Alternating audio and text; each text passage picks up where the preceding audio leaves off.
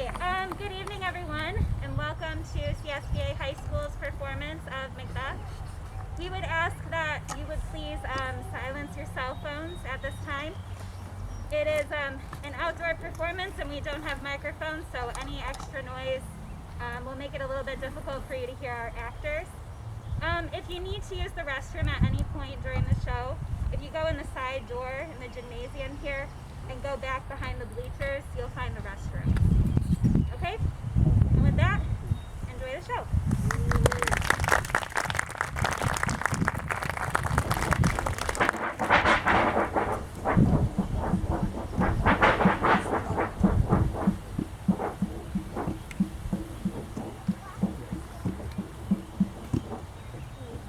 Where shall we three meet again? In thunder, in lightning, or in rain?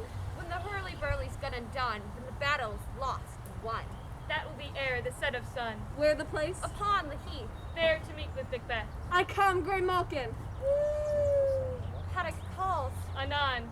Fair is foul and foul is fair. Hover through the fog and fill the air.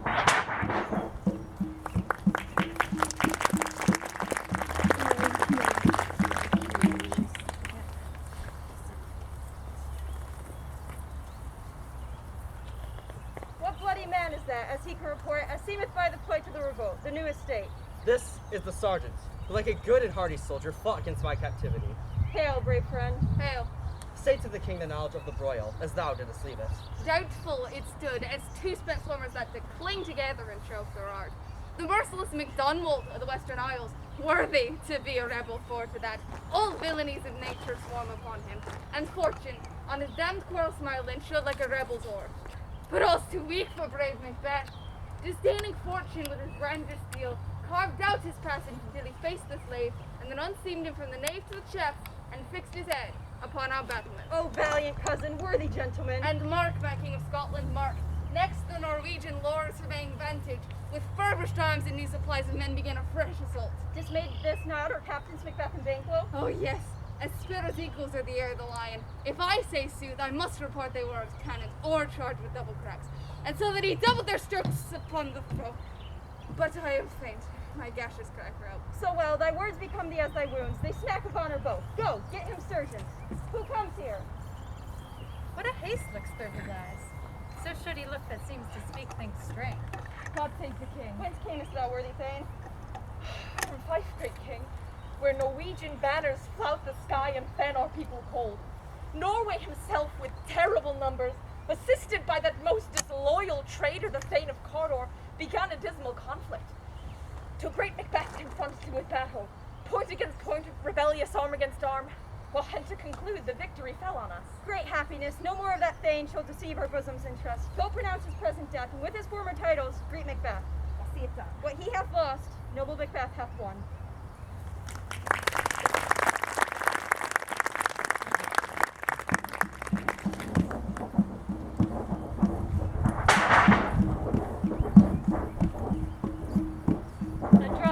A drum, Macbeth doth come.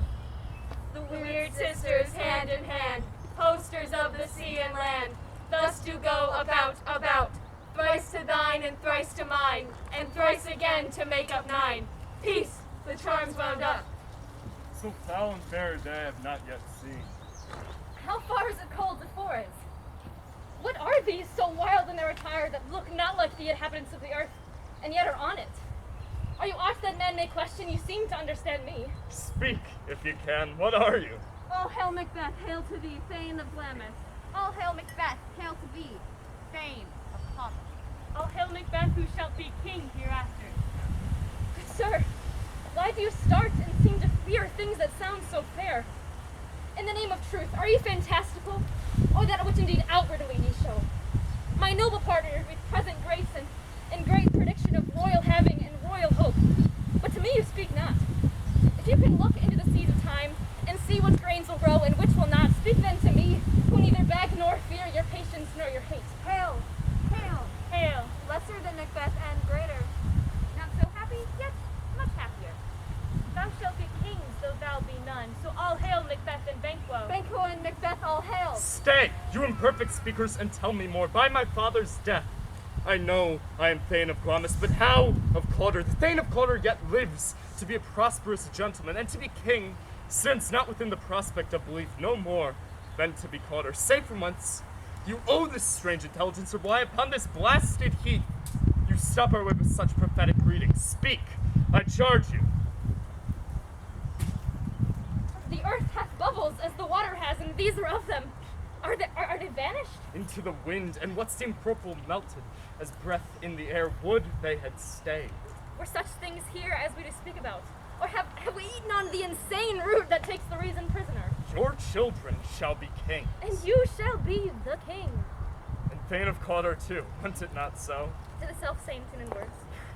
Who's here? The king hath happily received, Macbeth, the news of thy success. And when he reads of thy personal venture into the rebels' fight, his wonders and his praises do contend which should be thine or his. As thick as hail came post with post, and everyone did bear his praises to thy kingdom's great defense, and poured them down before him. We are sent to give thee from our royal master thanks, only to herald thee into his sight, not pay thee. And for an earnest of a greater honor, he bade me from him call thee Thane of Cawdor. What? Can the devil speak true? The Thane of Cawdor lives. Why do you dress me in borrowed robes? Who was the same lives yet, but under heavy judgment bears that life which he deserves to lose. His treasons capital confessed and proved have overthrown him. I thank you for your pains. Do you not think your children shall be kings when those that gave Thane of Cawdor to me promised no less to them? That trusted home might yet enkindle you into the crown besides the Thane of Cawdor, but 'tis strange. And oftentimes the instruments of darkness, they tell us truths. They win us in honest trifles to betray us in deepest consequence. Cousins, a word I pray you. Two truths are told, as happy prologues to this swelling act of imperial theme. I thank you, gentlemen. This supernatural solicitor cannot be good, cannot be ill. If ill, why hath it given me an earnest of success, commencing in a truth? I am Thane of Cawdor. If good, why do I yield to that horrid image whose suggestion doth unfix my hair, mix seated my heart, not against my ribs, against the use of nature? Present fears are less than horrible imaginings. My thought, whose murder yet is but fantastical, so shakes my single state of function. That man is smothered in surmise, and nothing is but what is. Look, our partner's wrapped. If chance will have me king, then chance can crown me without my stir. Come what may, time and hour runs through the roughest day. Worthy Macbeth, we stay upon your leisure. Give me your leave. My dull brain was wrought with things forgotten. Let us towards the king.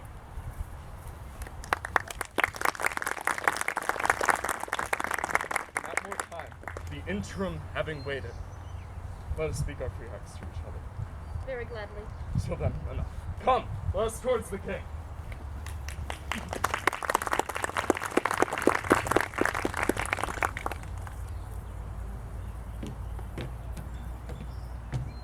Is execution done on Cawdor? My liege, I have spoke with one who saw him die, who did report that very frankly he confessed his treason, implored your highness' pardon, and set forth in deep repentance. Nothing in his life became him like believing it.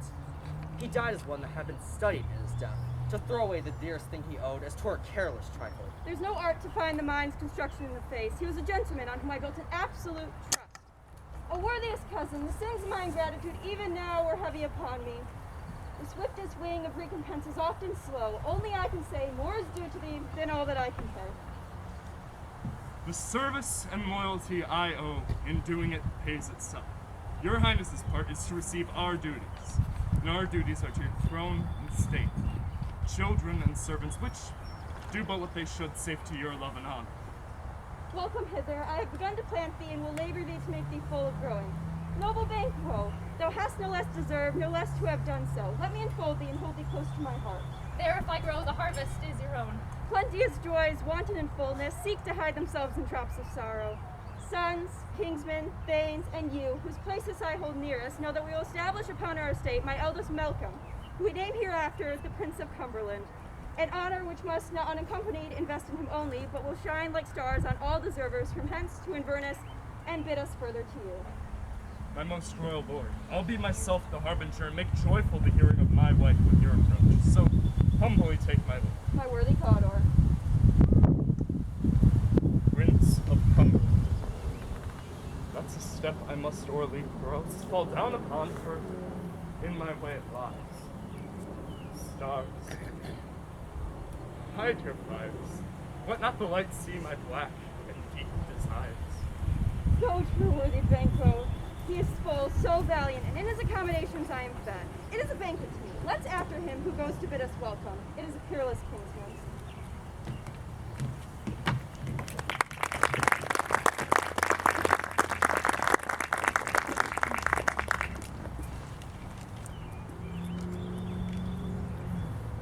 They met me in the day of success, and I have learned that they have more in them than mortal knowledge.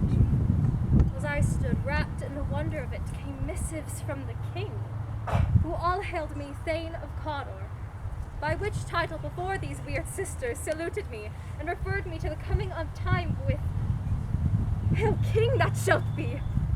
This I have thought good to deliver thee, my dearest partner in greatness, that thou mightst not lose the dues of rejoicing by being ignorant what greatness is promised thee. Lay it to thy heart in farewell.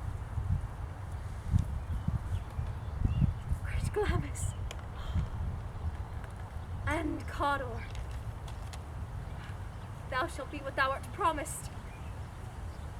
Yet, I do fear thy nature is too full of the milk of human kindness to catch the nearest wave. Thou wouldst have, great Glamis, that which cries, this thou must do if thou wouldst have it.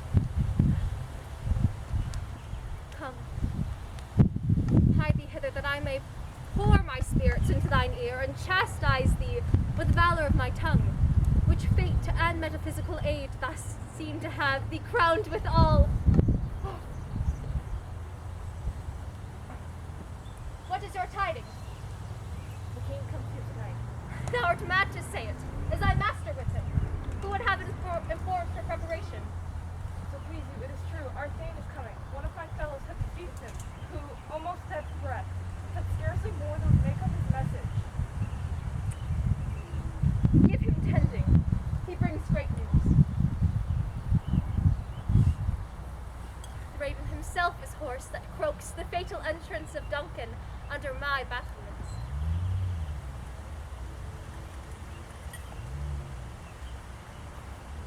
Come, you spirits that tend on mortal thoughts, unsex me here and fill me from the crown to the toe, top full of direst cruelty. Make thick my blood. Stop up the passage and access to remorse that no compunctious visitings of nature shake my foul purpose, nor keep peace between the effect and it. Come, my women's breasts and take my milk for gall, you murdering ministers, wherever in your sightless substances you wait on nature's mischief. Come, thick night, and pall thee in the dense smoke of hell, that my keen knife not see the wound it makes, nor heaven peep through the blanket of the dark to cry, hold, hold. Great Glamis, worthy God, greater than thy both, and all hail hereafter. Thy letters have transported me beyond this ignorant present, and I feel no future in the instant. My dearest love, Duncan comes here tonight. And when goes hence? Tomorrow, as he purposes. Oh, never shall sun that morrow see. Your face, my friend, is a book wherein men may read strange matters. To beguile the time, look like the time. Bear welcome in your hand, your eye, your tongue. Look like an innocent flower. be a serpent under it. He that is coming must be provided for, and you shall put this night's great business into my dispatch, which to all our nights and days to come give solely sovereign sway and masterdom. We will speak further. Only look up clear. To alter favors ever to fear. Leave all the rest to me.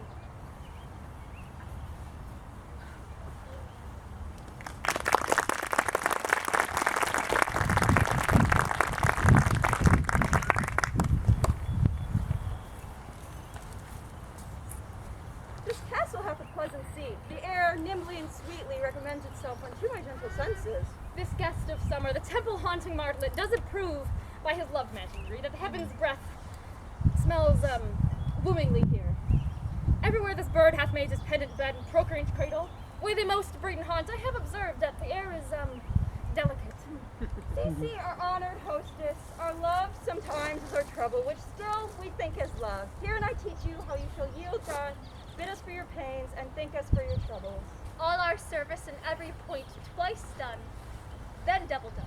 We are poor and single business to contend against those honors deep and broad wherein your majesty loads to our house. At the late and dignities heaped upon them, we are obliged. And where is the Thane of Cawdor? We cursed him at the heels and had purpose to be his purveyor, but he rides well, and his great love, sharp as a spur, hath holpen him to his home before us. Fair and noble hostess, we are your guests tonight. My servants tend all of your highness's pleasure. Give me your arm and conduct me to my post. We love him highly and